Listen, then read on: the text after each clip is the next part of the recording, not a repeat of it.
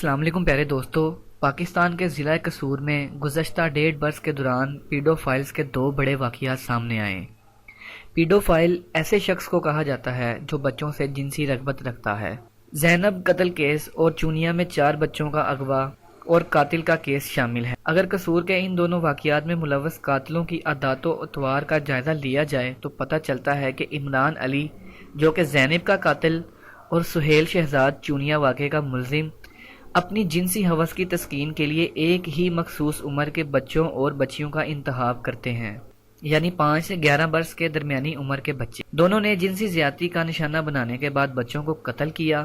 14 دن تک جاری رہنے والی تحقیقات کے بعد چونیا واقعے کے ملزم سہیل شہزاد کو ضلع قصور کی تحصیل چونیا سے ہی گرفتار کیا گیا، جبکہ عمران علی کو بھی قصور میں اس کے گھر سے ہی گرفتار کیا گیا تھا۔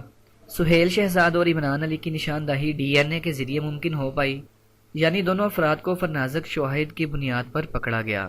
تاہم ماہر نفسیات ڈاکٹر فراق ملک کے مطابق ایسے افراد جرم کر کے تفتیش سے فرار اس لیے حاصل کرتے ہیں کیونکہ ان کے نزدیک یہ غلط فعل نہیں ہے۔ مزید اچھی ویڈیوز کے لیے ہمارا چینل ضرور سبسکرائب کریں، ویڈیو کو لائک کریں اور شیئر کرنا مت بھولیں۔ شکریہ۔